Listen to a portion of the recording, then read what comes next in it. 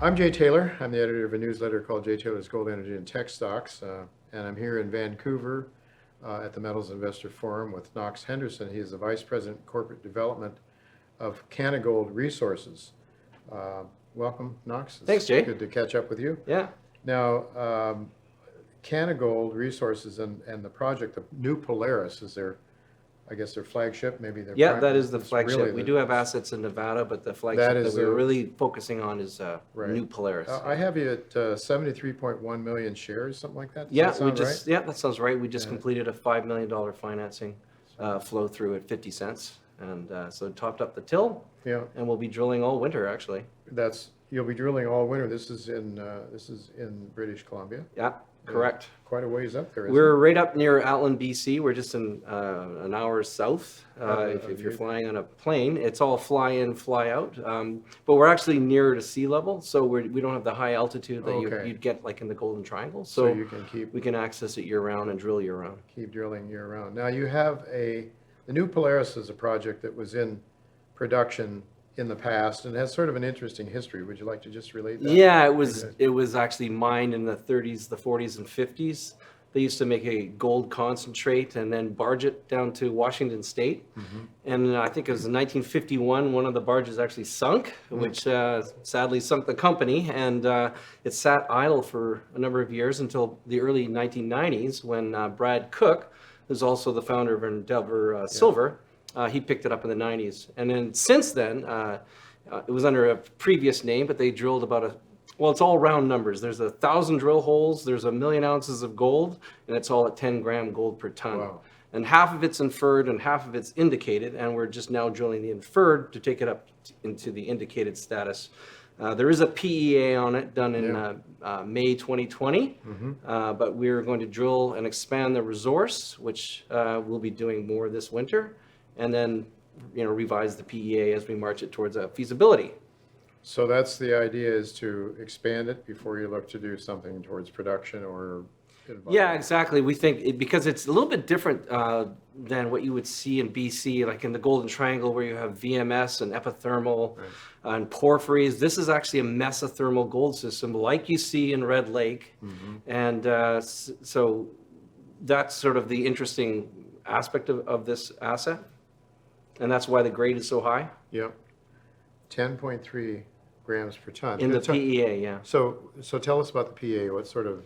the metrics are, it's actually very high IRR. The big change in this thing since, the history is rather than making a gold concentrate and shipping it on barges, now we're actually using bio-oxidization to oxidize the gold. And this enables us to actually pour gold doré bars on site. So that is the big change in the whole game plan. And that actually enables us to have a cash cost, all-in sustaining cash cost, about $530 US an ounce. All in cost. Yeah. That's remarkable. And it has an IRR of 59% after tax. So what is how much gold are you producing annually under the PEA? What did it assume? It would do 80,000 ounces a year for almost 9 years. But we think we want to make it a little bigger and to get it to that 100,000 ounces for a 10-year mine life, which seems to be the kind of milestone that people like to see. Yeah. So that would be a depth. The system goes deeper. It's not a long... Yeah, it goes deeper, but there's also some parallel on echelon zones that are not in the current resource estimate. And we put out some recent news that we have hit some of these zones that we think we can build it out in. And capital cost is always an issue.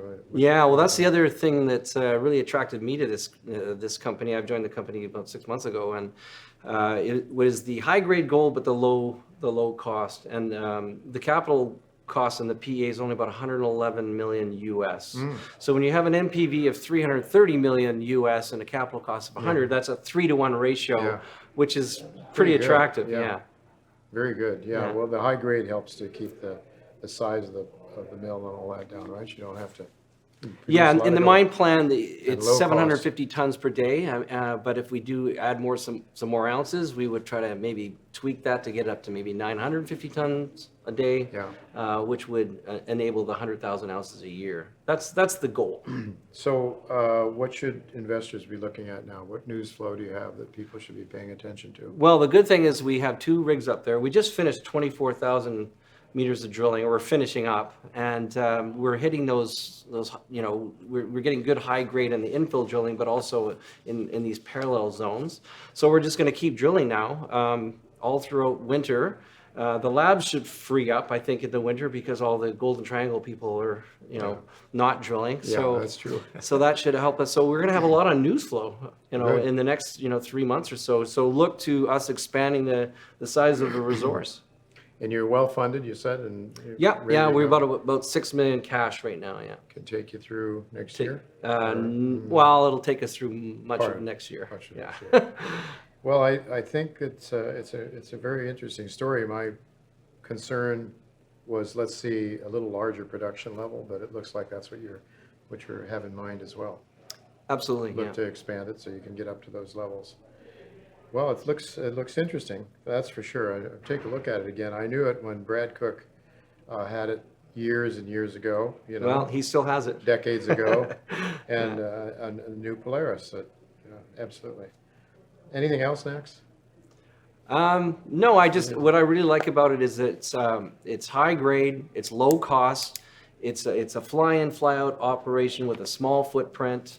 We have good relationships with the local The First locals, Nations. yeah. They actually work in our camp, and it's the Taku River Tlingit First Nations. And the president, Gary Biles, was actually the mine manager for SK Creek, Oh, which he okay. ran for 8 years, which was one of the highest grade gold mines Absolutely. ever. Absolutely. And then Troy Gill has joined us, and he's from Rio Tinto. He earned Discovery of the Year twice with Rio Tinto, and he also worked at Peak Gold in Australia, so Yeah. another high grade Sure. gold mine. Yeah.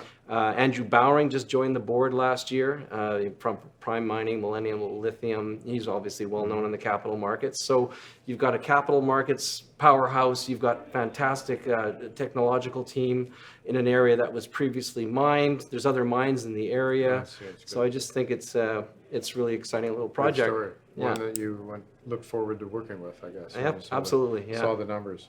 Knox, thank you so much. Okay, well, thanks, Jay. Great catching up with you. Yeah, good talking to you.